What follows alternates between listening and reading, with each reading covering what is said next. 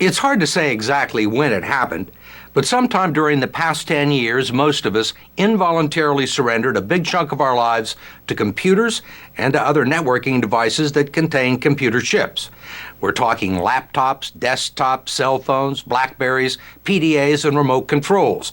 Anything that needs to be programmed, requires technical support, and can crash, die, or merely freeze. That always has a way of happening at the worst possible moment. And for most of us, there is only one solution. Get me the geeks. We are becoming slaves to our own technology, addicted to and dependent upon all sorts of beeping, flashing gadgetry that's supposed to make our lives easier. So how do you turn the thing off? But it's become so complicated to set up, program, and fix. Most of us don't know how to do it, giving rise to a multi-billion-dollar service industry populated by the very people who used to be shunned in the high school cafeteria. Geeks like Robert Stevens. It takes time to read the manuals. I'm going to save you that time because I stay home on Saturday nights and read them for you. You and the rest of the geeks. There's millions of us out there across the country. Everybody, let's hear it, Geek Squad! And 12,000 of them work for Robert Stevens, the founder and chief inspector of the Geek Squad, a tech support company he founded 12 years ago while he was still in college and sold in 2002 to Best Buy. Whether his geeks are making service calls in their Volkswagen Beetles or toiling over the 4,000 frozen infected computers that pass through this facility near Louisville every day, Hello. Hi. They all wear the same uniform. Hi. White shirts, white socks, and black clip-on ties, a look Stevens borrowed from NASA engineers. It looks a little weird walking down the street because people think we're going to hand out Bibles, but when you see like 20 of us walk into a bar and start, ordering beers, it looks like an FBI raid. Well, the encryption that we're speaking of here... He says the biggest complaint about tech support people is rude, egotistical behavior. And the uniform is designed to impart a dose of humility as they work their wizardry. And the wireless router's over here. There's usually some frantic civilian at the door pointing at some device in the corner that will not obey, and we've got to make sense of it. And, hygiene provides bonus points if I don't smell bad. I mean, literally, that was my business plan. Just be nice and fix it. Are people grateful? Oh, of course. If you look at like the focus groups or whatever, people will say savior, and they saved me, and they saved my data. This stuff's irreplaceable. Your master's thesis that you've been working on for 6 years that you promise yourself you'll back up next week, we have saved more MBA degrees in this country than anybody. Well, you become indispensable. Yeah, because I don't think that the pace of innovation is going to slow. I don't think people realize the internet revolution hasn't even really started yet. A dozen years ago, when Stevens started the Geek Squad, most people used IBM computers and primitive Microsoft software. The internet was still a novelty. Today, thousands of products and providers allow you to watch TV shows, make phone calls, download music, print color photos, People often say... and dictate letters without ever leaving your desktop. If you have the time, the patience, the aptitude, and the available brain cells to master yet another software protocol. Just the thought of learning anything new makes my head hurt. Well, that's it. David Pogue, who's authored computer books and writes a weekly technology column for the New York Times, says the revolution is still a work in progress. Microsoft made the operating system. Some company in Taiwan made the equipment. You're running software from a company in California, and now you're installing the driver for digital camera from a fourth company. What are the odds that all of these are going to work flawlessly together for all 400 million people who have PCs? Zip. So what do you do? You get unhappy. You develop software rage. Yes, you need to reboot your system. Copy SA. Anyone who's ever called a toll-free helpline knows what David Pogue is talking about. And it doesn't seem to make any difference whether you're talking to someone in Delhi or Dallas. I have spent 3 hours on the phone on this today, so my temper is a little bit short right now. Okay, I do apologize for your inconvenience on this, Bill. Software companies will try to convince you it's a hardware problem, and hardware companies will do the reverse. According to one survey, 29% of all callers swear at their customer service representative. 21% just scream. The rest, presumably, are too exhausted to do either. If after our troubleshooting we determine that there's hardware failure, then we ship the part to you, and then you will contact our field service team, set up an appointment for the technician to come out, and they will install that part for you. Oh my God, how long does that take? All the inconvenience and stress are a hidden tax on the low price you initially paid for the computer. The profit margin doesn't allow for customer service. Honestly, where do you go if you can't get it to work? People buy this stuff and then they're dropped. Where do they go for help? It is this market niche that the geeks have filled. With more and more households discovering a need for tech support, they've become as valuable as a good plumber or electrician. On the low end, they're teenagers like Brandon von Koschenbar who will be happy to come over and bail you out, as long as it doesn't conflict with his shift at Starbucks. He does it all, lives right down the street, and his rates are reasonable. Small market share. Well, we work with a lot of celebrities. We work with a lot of people in the music industry. On the high end, there's Paul Osty, geek to the stars.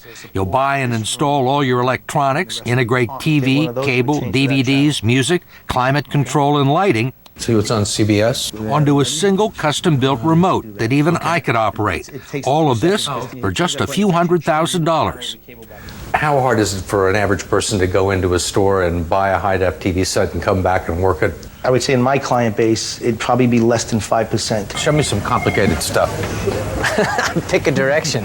Robert Stevens of the Geek Squad says more than a third of the wireless routers and modems purchased at Best Buy are returned because people think they're just too complicated. You know, there's the do-it-yourselfers, there's the do-it-for-me, and what we're discovering is an even bigger market of the I thought I could do it myself crowd. New York school teacher David Barkheimer, who considers himself a bit of a geek, fell into the last category. He spent 3 days trying to hook up his new 32-inch HD TV, plodding through menus and a manual that was almost certainly written by Korean engineers. The more I look at the manual, the more complex it seems. He finally gave up and sought professional help. It's complicated. It is complicated, more than it needs to be. Dr. Donald Norman is an uber geek, a professor at Northwestern University and one of the preeminent engineers in the country. He helped set up the technical standards for high-def television in the United States, but he had to hire a geek to set up his own TV. When people call up geeks to come and fix something or install it, a lot of them seem very apologetic for not being able to do it. Should they be apologetic? Absolutely not. No, it's not their fault. It's the damn designers of this stuff who have no understanding of real people, everyday people. Dr. Norman says the technology changes so fast and the competitive pressures are so great that products are pushed into the marketplace before engineers have had a chance to simplify them. Someone complained to me, you need a degree, an engineering degree from MIT to work this damn thing. Well, I have an engineering degree from MIT, and I couldn't work it. Norman says one of the problems is function creep, adding all sorts of features that people don't want, don't need, can't use, and don't even know they have, like in this sketch from South Park. Menu, function. Dude, put it back, Chef. More commercials might come on soon. Let's see. Menu. Oh, damn it. Get it back to normal, Chef. I'm trying, children. Menu, back, function, enter, no, back, HEM. Human eradication mode active. For every new feature, there has to be a new button, and they keep getting smaller and smaller and harder to read. 48 buttons on this remote.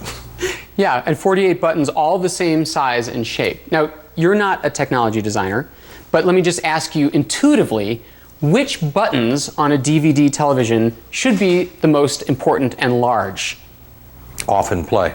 Right, and beyond off and play, perhaps channel and volume.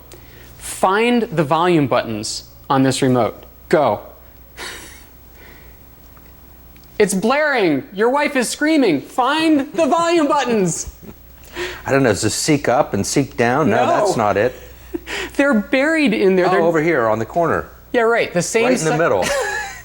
Over to the side. You might get used to it if you only had one remote, but... This is, I suspect, the situation most people have on their That's my situation. Well, for a small fee, this can be arranged for you. Where does it say play TV? You can buy a universal remote now for a few $100s, but you don't even want to know how complicated it is to set up. Almost everything has a computer chip in it now, including toasters. This one too actually has a dial on here with some LED lights. You could actually see the countdown of your toasting cycle. Then there's iPods, cell phones, and digital cameras. Even dishwashers and refrigerators need to be programmed. Why do I need a computer in my refrigerator? Well, you don't, but you bought one that does have a chip, so you're on the cutting edge. Just be glad that you didn't get the one that requires an internet connection. There are 3 of those now. Really? Yep. And what do they do? It's absolutely amazing. When you run out of something, it knows, and it creates a list for you, a shopping list. So you can even hook it up to, let's say, one of the online grocery store delivery systems, and you're in business. So what's really going to happen in 10 years is all these things are getting smart. The kitchen appliances will talk to each other. Can you imagine? You go to the refrigerator and it says, "No, I've been talking to your scale. That's not on your diet." It's enough to make you want to get in your car and drive as far away as you can get from all this advancing technology, providing you're not doing it in a Mercedes, Audi, or BMW. All have elaborate onboard computer systems that may require you to navigate a number of different menus just to turn up the temperature or tune the radio. Not something that's recommended while you're driving along at 65 miles an hour. Hello, you're on Car Talk. Tom and Ray Magliazzi, a.k.a. Click and Clack the Tappet Brothers, review automobiles on National Public Radio's Car Talk. Why have the manufacturers made these cars so complicated? Because the technology was there. Well, if you're buying a $50,000 or $60,000 or more car, you don't want pedestrian-looking buttons. You want something sophisticated and something that the average car thief maybe can't figure out.